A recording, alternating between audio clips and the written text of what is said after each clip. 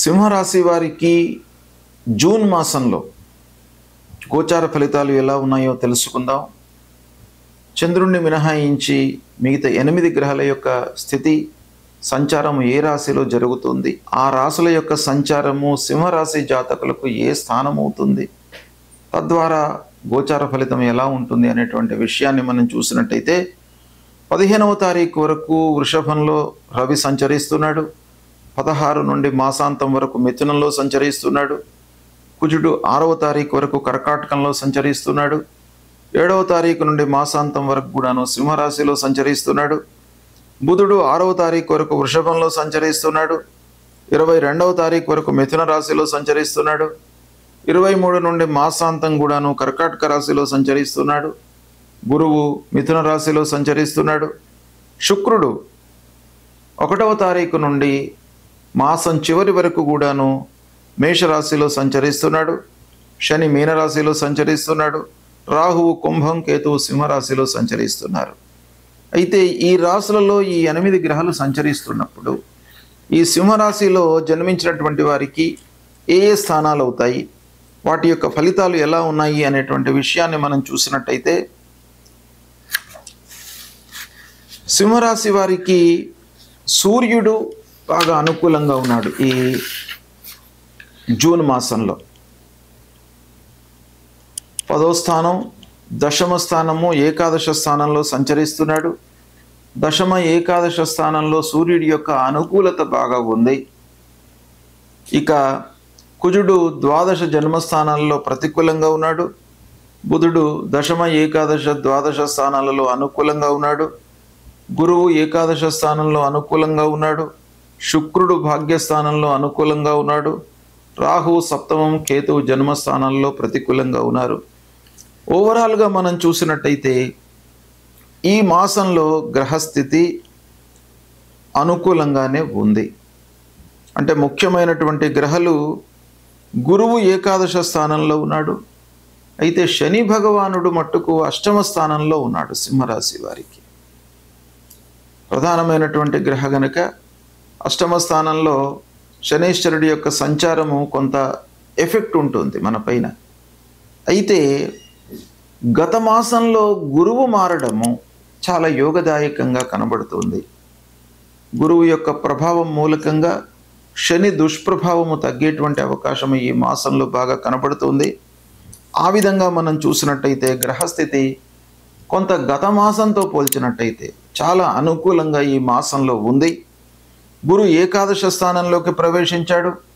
చాలా విషయాలలో మార్పులు తీసుకువస్తాడు ఈ గురు భగవానుడు. ఈ సంచారం మూలకంగా ప్రయత్నపూర్వకంగా చేసేటువంటి పనులలో మీకు అనుకూలత గోచరిస్తుంది. తొందరపాటు లేకుండా సంయమనంతో పనులు మీరు చేసినట్టయితే వృత్తి వ్యాపారాలు లాభసాటిగా కొనసాగుతాయి. ఆదాయం బాగా పెరుగుతుంది. అయితే ఆదాయంలో కొంత హెచ్చుతగ్గులు ఉన్నప్పటికీ ఓవరాల్గా పెరిగేటువంటి అవకాశాలు బాగా ఉన్నాయి. ఖర్చులు కూడాను ఒక పక్కన బాగా పెరుగుతాయి. దాన్ని మీరు నియంత్రించుకోవాలి.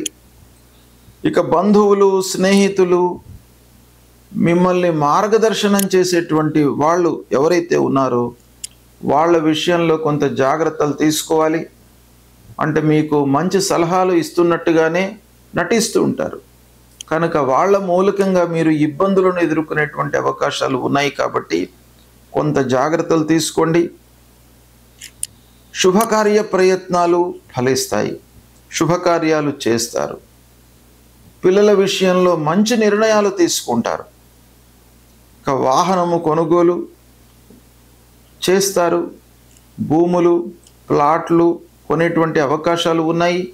అయితే ఒక పక్కన వీటి మూలకంగా కొంత డిస్ప్యూట్స్ కూడాను కనబడుతున్నాయి.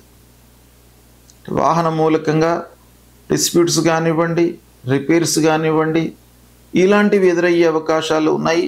అదేవిధంగా భూముల విషయం లోపల కూడాను కొంత తగాదాలు ముందుకు వచ్చే అవకాశాలు కనబడుతున్నాయి. అనవసరమైనటువంటి చర్చలలోకి వెళ్లకుండా పనులను పూర్తి చేయడంపై మనస్సు నిలపండి. అంటే కార్యనిర్వహణపై మనస్సు నిలపండి. కేవలం ఆలోచించడము, చర్చల వరకే కాకుండా ఆ కార్యాన్ని, ఆ పనిని, మీకు వచ్చినటువంటి ఐడియాను ఇంప్లిమెంట్ చేయడంపై మనస్సు నిలపండి. తద్వారా మీకు లాభం కలుగుతుంది. ఇక ఉద్యోగస్తులకు ఆఫీసులో అనుకూల వాతావరణం ఉంది. ఉద్యోగస్తులు మట్టుకు సింహరాశిలో పుట్టినటువంటి వాళ్ళు, ఉద్యోగం చేస్తున్నటువంటి వాళ్ళు, కార్పొరేట్ సంస్థలలోనే కానివ్వండి, గవర్నమెంట్ సంస్థలోనే కానివ్వండి, అందరూ కూడాను ఉద్యోగస్తులకు ఈ మాసం బాగా కలిసి వస్తుంది. వాళ్ళ పనితనాన్ని ఆఫీసులో అందరూ కూడాను గుర్తిస్తారు. తదనుగుణంగా ఇంక్రిమెంట్స్, బోనస్ లభించేటువంటి అవకాశాలు కూడాను బాగా కనబడుతున్నాయి. అయితే భూతగాదాల మూలకంగా, వైషమ్యాల మూలకంగా కొంత ఖర్చులు కనబడుతున్నాయి కాబట్టి వాటిని రెక్టిఫై చేసుకోండి. మధ్యవర్తిత్వం వహించకండి. తొందరపడి నిర్ణయాలు తీసుకోకుండా ఉన్నట్టయితే ఖర్చులను కొంతవరకు మీరు రెక్టిఫై చేసుకునేటువంటి అవకాశాలు ఉన్నాయి. ఇక భార్యాభర్తల మధ్యన చిన్న చిన్న గొడవలు సంభవించేటువంటి అవకాశాలు ఈ మాసంలో కనబడుతున్నాయి. దైవిక, సాంస్కృతిక కార్యక్రమాలకు హాజరవుతారు. ఆధ్యాత్మిక ప్రదేశాలను సందర్శిస్తారు. గురువులను సందర్శిస్తారు. దేవాలయాలకు వెళ్తారు. ఇలాంటివి మీరు ఆధ్యాత్మికమైనటువంటి పనులు ఈ మాసంలో బాగా చేసే అవకాశాలు ఉన్నాయి. ఓవరాల్గా మనం చూసినట్టయితే ఒక పక్కన అష్టమ శని, తర్వాత రాహు కేతువులు ప్రతికూలంగా ఉన్నప్పటికీ ముఖ్యమైనటువంటి పూర్ణ శుభగ్రహమైనటువంటి గురువు మీకు ఏకాదశ స్థానంలో సంచరిస్తున్నాడు. కనుక ఈ శని మూలకంగా కలిగేటువంటి అనర్థాలను కొంత రెక్టిఫై చేసేటువంటి అవకాశాలు ఉన్నాయి. దీన్ని మీరు సద్వినియోగపరుచుకున్నట్టయితే మంచి ఫలితాలను పొందేటువంటి అవకాశం ఈ మాసంలో బాగా కనబడుతుంది. జూన్ మాసంలో వస్తున్నటువంటి ముఖ్యమైనటువంటి పండుగలు, జయంతులు, వాటి ప్రాశస్త్యము, మనం చేయవలసినటువంటి కర్తవ్యము, వీటి గురించి తెలుసుకుందాం. జ్యేష్ఠ శుద్ధ దశమి గురువారం 5 జూన్ రోజున దశహర పాప దశమి వ్రతం. ఇది చాలా ముఖ్యమైనటువంటి వ్రతం. దశహర పాప దశమి అని దీనికి పేరు. అంటే ప్రతి మానవుడు కూడాను తెలిసి కొన్ని పాపాలు చేస్తూ ఉంటాడు, తెలియకుండా కొన్ని పాపాలు చేస్తూ ఉంటాడు, కొన్ని ఫోర్స్డ్గా కూడాను కొన్ని చేయవలసినటువంటి ఆగత్యం ఏర్పడుతుంది. ఈ విధంగా దశవిధ పాపాలు చేసేటువంటి అవకాశాలు బాగా ఉన్నాయి. ఇందులో కాయిక, వాచిక, మానసికమైనటువంటి పాపాలు, అంటే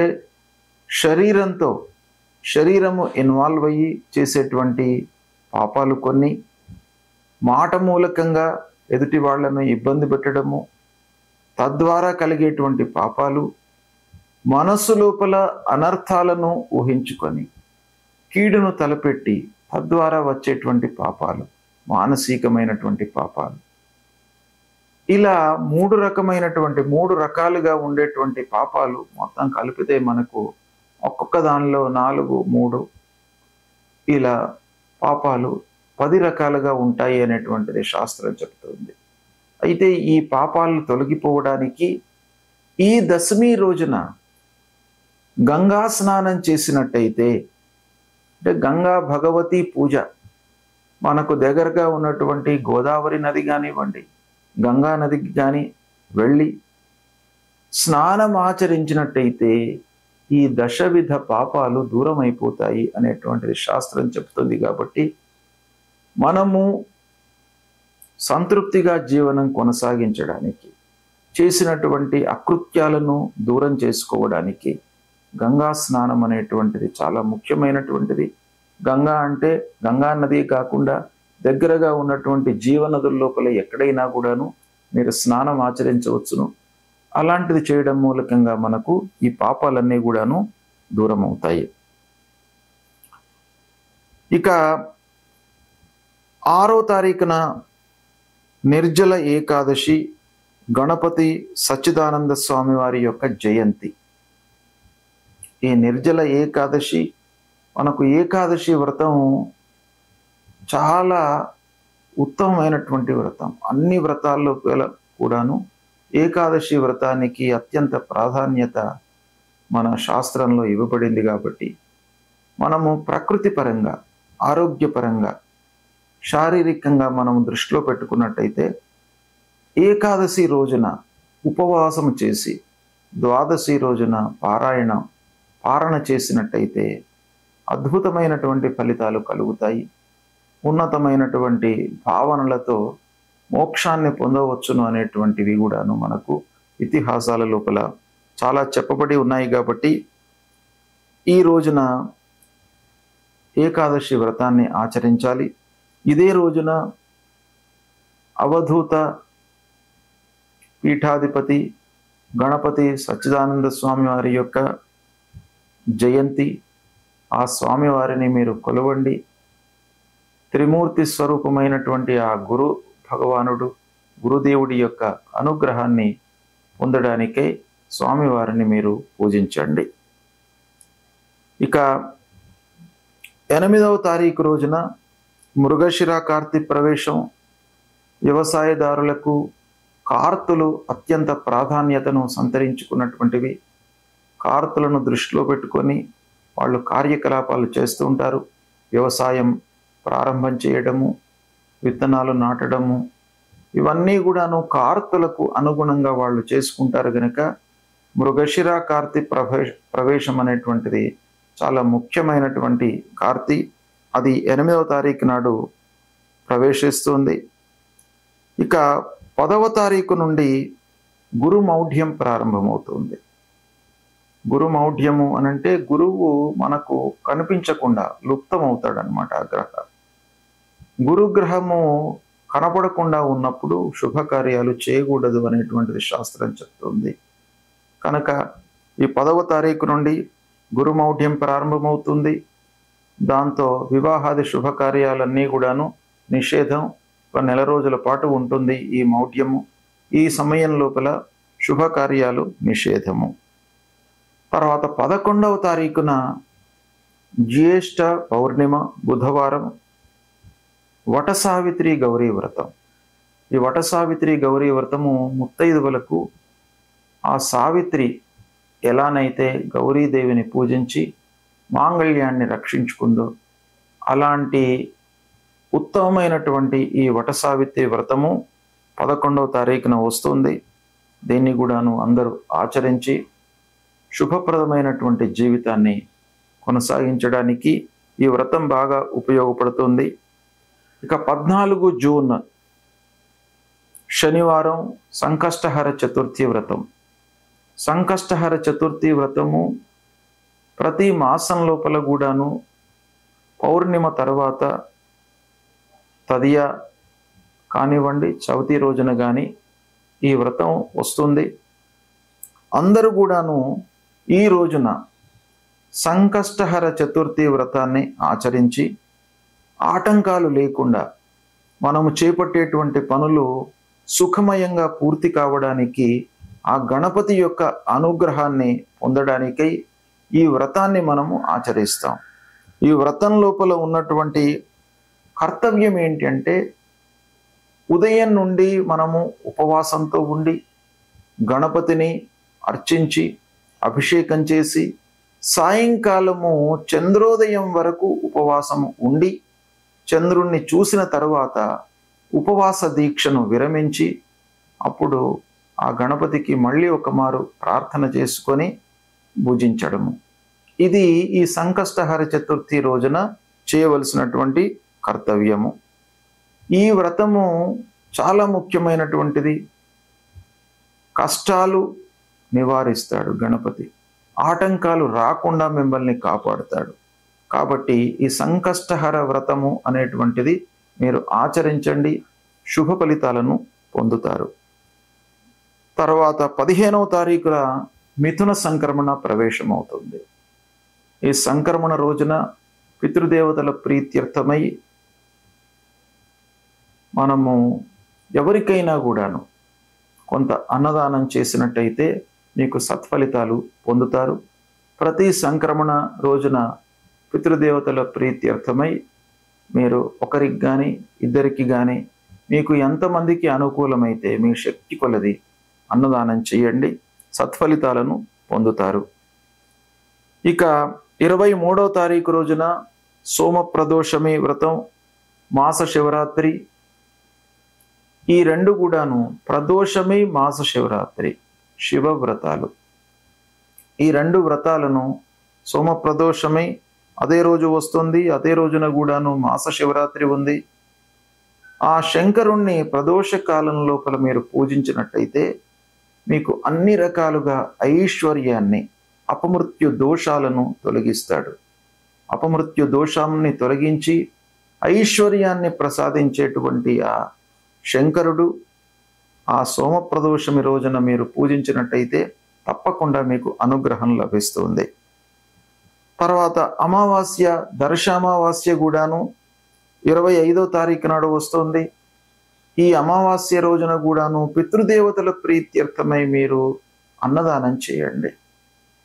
ఎవరైతే నిస్సహాయులు ఉన్నారో, అంగవైకల్యంతో ఇబ్బంది పడుతున్నటువంటి వాళ్లకు మీరు కొంత అన్నదానం చేయండి. ఒకరికి ఇద్దరికి మీ శక్తి కొలది అన్నదానం చేసినట్టయితే మీ పితృదేవతల యొక్క అనుగ్రహం మీకు లభిస్తుంది. పితృదోషము ఉండకుండా ఉంటుంది. కాబట్టి ప్రతి అమావాస్య రోజున కూడాను మీరు ఈ కర్తవ్యాన్ని ఆచరించండి. ఇక 27 జూన్ జగన్నాథ స్వామి వారి యొక్క రథోత్సవము, పూరి జగన్నాథ స్వామి రథోత్సవము ప్రారంభమవుతుంది. ఇక 29 జూన్ రోజున బోనాలు ప్రారంభమవుతాయి. ఇవి ముఖ్యమైనటువంటి పండుగలు ఈ జూన్ మాసంలో ఉన్నాయి. ఈ పండుగలను మీరు గుర్తించి ఋషులు మన జీవితము సుఖమయంగా జరగడానికి, ఆటంకాలు లేకుండా, ఇబ్బందులు లేకుండా, అపమృత్యువు దరి చేరకుండా ఆరోగ్యవంతమైనటువంటి జీవితాన్ని గడపడానికి ఋషులు దర్శించి మనకు నిర్ణయించినటువంటి పండుగలు ఇవి. హిందూ సాంప్రదాయానికి మూల స్తంభాలు. పండుగలను గుర్తించి ఆచరించడం అనేటువంటిది. కనుక ఈ పండుగలను ఆచరించినట్టయితే మన జీవితము సుఖమయంగా జరుగుతుంది. ఆ పండుగల వెనుక ఉన్నటువంటి ఇతిహాసాన్ని కూడాను మీరు అర్థం చేసుకొని దానికి ప్రత్యామ్నాయమైనటువంటి కర్తవ్యాలు, ఏ పండుగ రోజున మనం ఏం చేయాలి అనేటువంటిది మీకు స్థూలంగా నేను చెప్పాను. ఇంకా కూడాను మీరు ఈ విషయాన్ని మీరు తెలుసుకొని ఆచరించినట్టయితే జీవితాన్ని సుఖంగా మీరు కొనసాగించడానికి అవకాశాలు ఉంటాయి. ఉపయోగించుకోండి.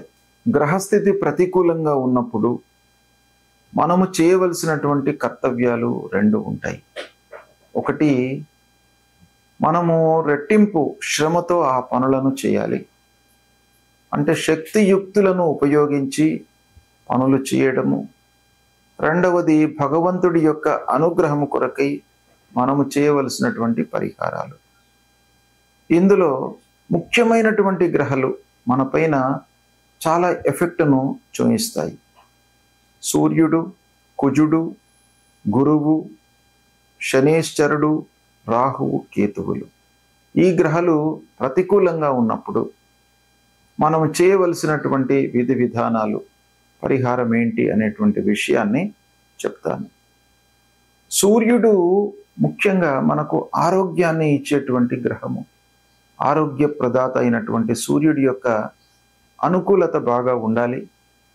అంటే దుస్థానాలలో సంచరిస్తున్నప్పుడు సూర్యుడు మనం చేసేటువంటి పనుల లోపల ఆటంకాలు, శ్రమ, శారీరక ఇబ్బందులు కలిగించేటువంటి అవకాశాలు ఉంటాయి. కాబట్టి సూర్యుణ్ణి మనం ప్రసన్నం చేసుకోవడానికై ప్రతినిత్యం కూడాను ఉదయము స్నానం చేసిన తర్వాత సూర్య నమస్కారాలు చేయడము చాలా ముఖ్యమైనటువంటిది. మీరు 12 సార్లు సూర్యుడికి నమస్కారం చేసుకోండి, భూమికి కూడాను 12 సార్లు నమస్కారం చేయండి. నమస్కార ప్రియో భానుహు అని మీరు కేవలం నమస్కారం చేయడం మూలకంగానే మీకు ఆ సూర్య భగవానుడు మిమ్మల్ని అనుగ్రహిస్తాడు. మీరు చేసేటువంటిది చాలా కించిత్తు, కేవలం నమస్కారం. కానీ భగవంతుడు మీకు అనుగ్రహించేది మీకు ఆరోగ్యం. ఆరోగ్యమే మహాభాగ్యం. అలాంటిది మీకు కేవలం నమస్కారం మూలకంగానే వస్తుంది.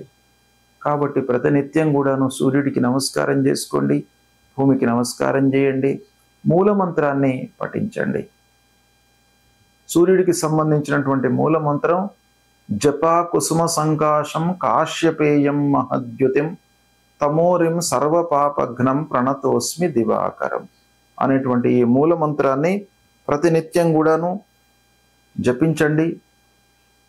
సూర్యుడికి అనుకూలమైనటువంటి జాతి రత్నం మాణిక్యం అంటే కెంపు. ఈ కెంపును ధరించండి. శివాభిషేకం కూడాను చేయండి. శివుడు కూడాను మీకు ఆరోగ్యాన్ని ఐశ్వర్యాన్ని ఇచ్చేటువంటి భగవంతుడు కాబట్టి ఈ సూర్యుడు ప్రతికూలంగా ఉన్నప్పుడు సూర్య భగవానుడితో పాటు శంకరుడికి కూడాను మీరు పూజించండి. తరువాత మన ఫలితాలపై అంగారకుడు అంటే కుజగ్రహం కూడాను బాగా ప్రభావాన్ని చూపిస్తాడు. కుజుడు ప్రతికూలంగా సంచరిస్తున్నప్పుడు మీరు సుబ్రహ్మణ్య స్వామిని పూజించండి, కాళీమాతను పూజించండి. ఎర్రటి పూలతో మీరు పూజించినట్టయితే ఆ అంగారకుడు మిమ్మల్ని అనుగ్రహిస్తాడు. ఈ అంగారకుడు అంటే కుజుడి యొక్క ప్రభావము నిర్వీర్యం కావడానికి, తగ్గడానికి, ప్రతికూల ఫలితాలు ఉండకుండా ఉండడానికి మీరు ప్రతినిత్యం కూడాను ధరణీ గర్భసంభూతం విద్యుత్ కాంచన సన్నిభం కుమారం శక్తిహస్తంచ మంగళం ప్రణమామ్యహం అనేటువంటి మూలమంత్రాన్ని ప్రతినిత్యం కూడాను జపించండి. సుబ్రహ్మణ్య స్వామి దేవాలయానికి వెళ్ళండి. ఈ అంగారకుడికి ప్రీతికరమైనటువంటి జాతిరత్నము పగడం. పగడాన్ని ధరించండి. పగడాన్ని ధరించినట్టయితే కూడాను అంగారకుడు ప్రీతి చెంది మీకు అనవసరమైనటువంటి ఇబ్బందులు లేకుండా మిమ్మల్ని కాపాడుతాడు. ఇక గురు భగవానుడు అత్యంత ప్రధానమైనటువంటి గ్రహ కనుక గురువు ప్రతికూలంగా ఉన్నప్పుడు మీరు దక్షిణామూర్తి దేవాలయానికి వెళ్ళడము, దత్తాత్రేయ స్వామి దేవాలయానికి వెళ్ళడము, దత్తాత్రేయ స్వామిని కొలవడము, ఇవి చేసినట్టయితే మీకు ఆ గురు భగవానుడి యొక్క అనుకూలత లభిస్తుంది. సద్గురువులను సందర్శించుకోండి, మాతాపితృవులను సేవించండి. ఆ గురు భగవానుడి యొక్క అనుకూలత లభిస్తుంది. ఇక ఈ గురు ప్రీత్యర్థమై మూలమంత్రాన్ని కూడాను ప్రతినిత్యం జపించుకోండి. దేవానాంచ ఋషీణాంచ గురుం కాంచన సన్నిభం వందనీయం త్రిలోకానాం తం నమామి బృహస్పతి అనేటువంటి మూలమంత్రాన్ని ప్రతినిత్యం కూడాను చదువుకోండి. పసుపు వస్త్రము, శనిగలను దానంగా ఇవ్వండి. పుష్యరాగాన్ని ధరించండి. గురువుకు ఇవి చాలా ప్రీతికరమైనటువంటిది కాబట్టి వస్త్రము, ధాన్యము దానంగా ఇవ్వండి. ఈ కనక పుష్యరాగాన్ని ధరించండి. ఇక శనేశ్వరుడు ప్రతికూలంగా ఉన్నప్పుడు శని మనకు చాలా విషయాల లోపల ప్రభావాన్ని చూపిస్తాడు. ముఖ్యంగా ఆర్థికపరమైనటువంటి సమస్యలను క్రియేట్ చేస్తాడు. రాబడి పైన ప్రభావాన్ని చూపిస్తాడు. కనుక శని భగవానుణ్ణి అనుకూలం చేసుకోవడం చాలా ముఖ్యమైనటువంటి కర్తవ్యం. శనిని ప్రీతికరంగా మనం పూజించాలి. శని ప్రీత్యర్థమై ఏం చేయాలి? శివుణ్ణి పూజించండి, ఆంజనేయ స్వామిని పూజించండి, స్తోత్ర పారాయణం చేయండి, శని స్తోత్ర పారాయణం చేయండి.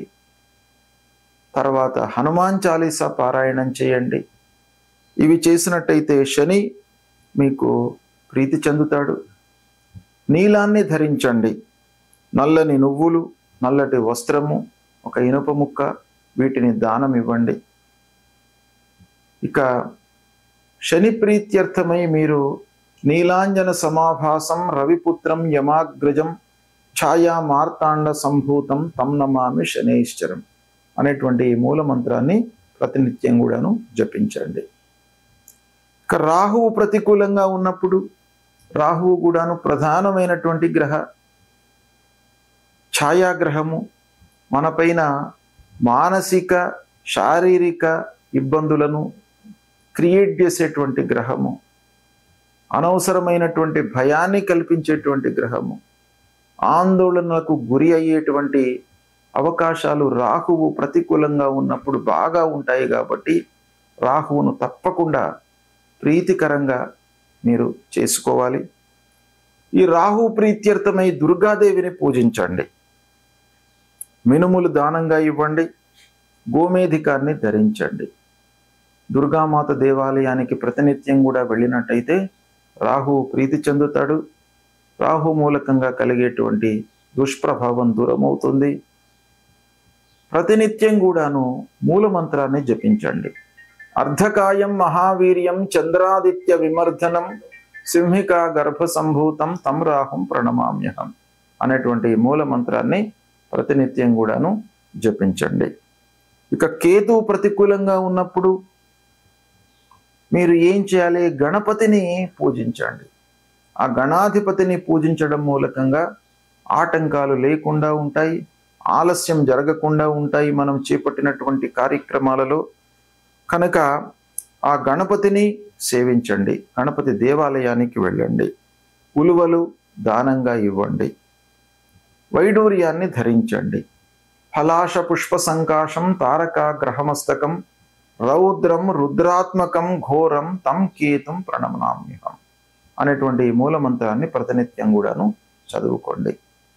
ఈ గ్రహాలకు సంబంధించిన ఈ మూలమంత్రాలే కాకుండా గ్రహస్థితి ప్రతికూలంగా ఉన్నప్పుడు, మీకు మానసికమైనటువంటి ఇబ్బందులు తలెత్తుతున్నప్పుడు, శారీరకమైనటువంటి ఇబ్బందులు ఎదురవుతున్నప్పుడు, ఆర్థికపరమైనటువంటి సమస్యలతో కొట్టుమిట్టాడుతున్నప్పుడు మీరు చేయవలసినటువంటి కర్తవ్యము లలితా సహస్రనామ పారాయణం చేసుకోండి, విష్ణు సహస్రనామ పారాయణం చేయండి, ఆదిత్య హృదయాన్ని చదువుకోండి, శివుణ్ణి పూజించండి, శివుని యొక్క దేవాలయానికి వెళ్ళి అభిషేకం చేయించండి.